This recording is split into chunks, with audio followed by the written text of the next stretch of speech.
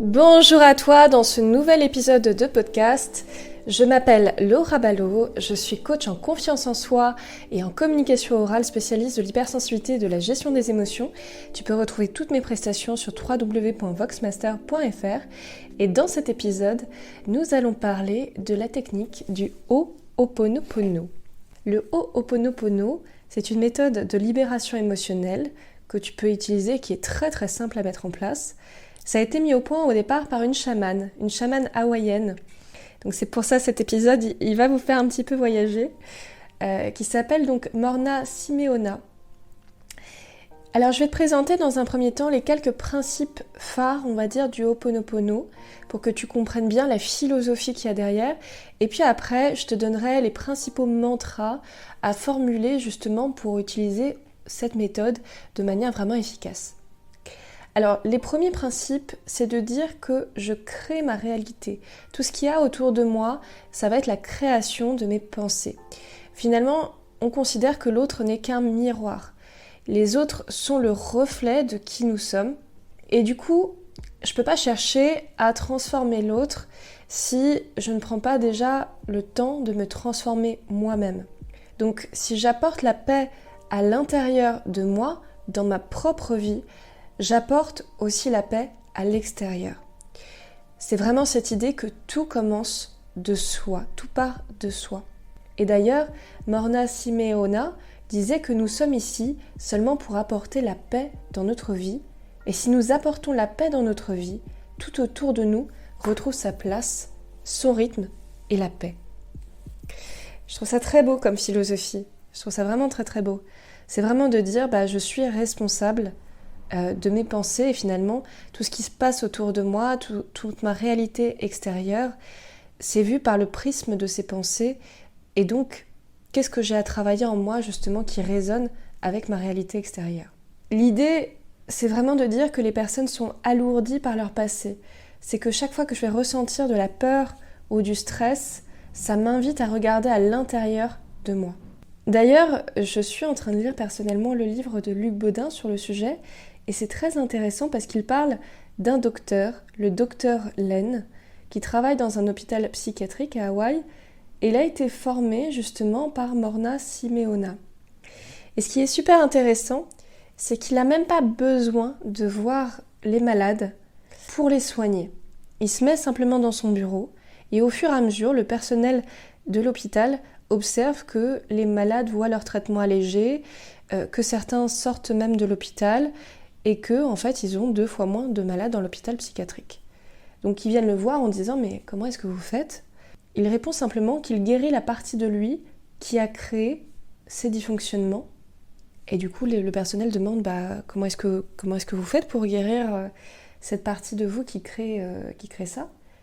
Et il répond simplement en disant 4 phrases « je t'aime, je suis désolé, pardon, merci ». Donc inutile de dire que le personnel reste assez stupéfait face à cette réponse. C'est justement en guérissant ces mémoires qui viennent nous polluer qu'on va réussir à fluidifier notre vision de la réalité et donc également à la voir avec plus de rectitude. C'est-à-dire que ces mémoires vont nous amener à avoir une perception de la réalité qui est déformée. Et d'ailleurs, Ho'oponopono, l'origine étymologique du mot, ça signifie vraiment la rectitude. Donc toute l'origine de nos problèmes, selon cette philosophie-là, viennent de mémoires, c'est-à-dire d'épisodes que l'on a vécus, qui peuvent être soit situés dans cette vie, soit dans une vie antérieure.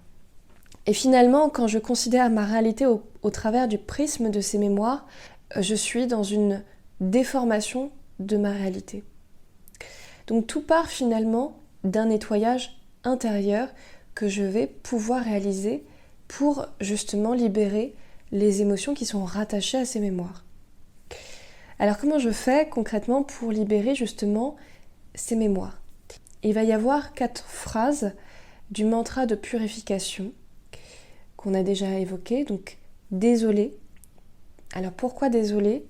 C'est absolument pas pour dire qu'on est coupable ou victime de quoi que ce soit. C'est simplement une demande d'excuse pour l'événement disharmonieux qui a été produit par mes pensées. C'est simplement de considérer que je suis responsable de ma réalité extérieure parce qu'elle a été produite par ces pensées-là. Deuxième mantra, ça va être pardon. Pardon à l'univers, à Dieu, pardon à nous-mêmes pour avoir créé ces pensées qui étaient, on va dire, erronées. Ce pardon, il va venir nous délivrer de toutes ces pensées qui semblent nous séparer les uns des autres. C'est pardon dans le sens où j'accepte d'être avec l'autre. J'accepte de faire un avec l'autre.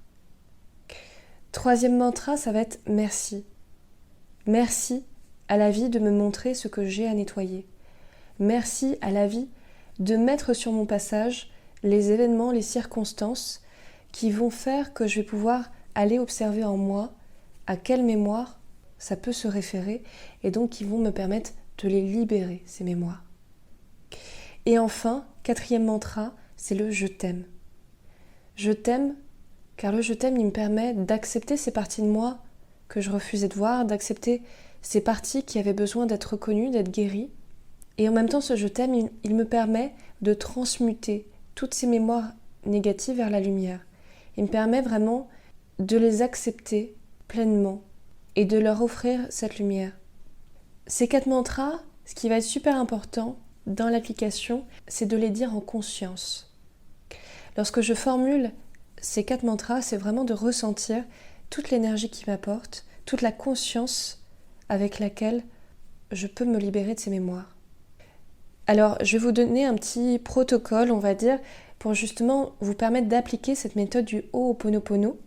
Première chose, moi, ce que je vous recommande, c'est d'observer, de vous remettre dans les circonstances de la situation qui a provoqué chez vous ces émotions, on va dire, désagréables, et de revenir en vous, de prendre conscience de votre corps et de voir qu'est-ce que ces mémoires viennent agiter chez vous. Peut-être aussi quelle partie de votre corps est particulièrement impactée. Est-ce que ça se situe au niveau, je sais pas, de votre foie, de votre gorge? Est-ce que c'est au niveau de la tête? Et en allant observer en vous à quoi ces mémoires se réfèrent, vous allez dire ces 4 mantras en conscience, en étant connecté à la situation, à votre souffle, pour vraiment venir libérer cette situation. Vous pouvez les répéter plusieurs fois jusqu'à ressentir que progressivement, cette situation se libère et que vous retrouvez la paix. Donc on va le faire ensemble. Je vous propose vraiment de faire cet exercice ensemble. Donc de repenser à cette situation. Voilà, vous revenez dans cette situation en repensant aux images que vous avez vues, au bruit, à tout ce qui peut vous replonger dedans. Et vous allez prendre conscience dans votre corps de ce que ça vient agiter chez vous. En respirant de manière très profonde, très très profonde. Voilà, déjà on a cet exercice de prise de conscience. Et après on va venir prononcer ces 4 mantras.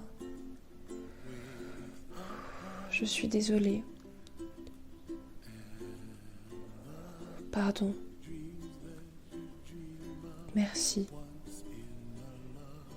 Je t'aime. Je suis désolée.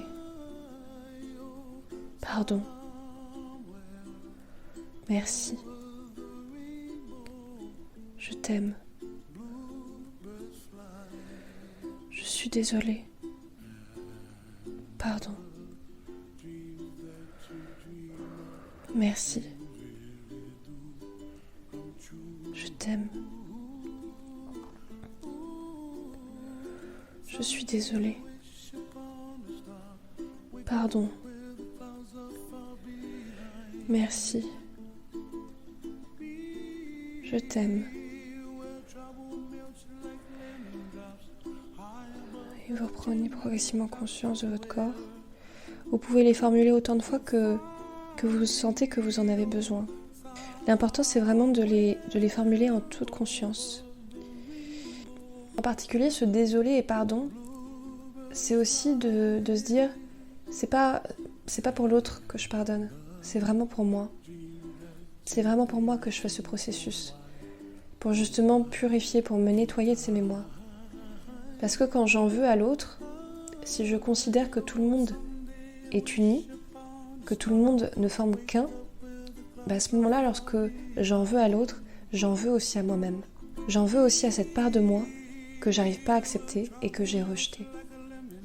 Donc ce processus, il est aussi acceptation de soi. Il m'aide aussi à progressivement réintégrer ces parties de moi qui ont été blessées. Donc voilà pour ce podcast, j'espère vraiment qu'il vous aura plu. Mais en tout cas, c'est vrai que c'est une technique qui me parle énormément et j'avais à cœur de vous la partager. Je pense que je ferai d'autres podcasts sur les Kaunas d'Hawaï, qui sont ces guérisseurs spirituels. Déjà pour vous faire un petit peu voyager, surtout en cette période de confinement, mais surtout parce que leur philosophie est vraiment très intéressante. Et a même été reprise dans la postérité d'ailleurs par des philosophes, par des psychologues qui se sont inspirés justement de cette philosophie. Donc c'est pour ça que je trouve ça vraiment super intéressant. N'hésitez pas à me dire ce que vous en avez pensé. Et je vous retrouve à très bientôt, en tout cas pour le prochain épisode de ce podcast. Très bonne journée à vous et à bientôt.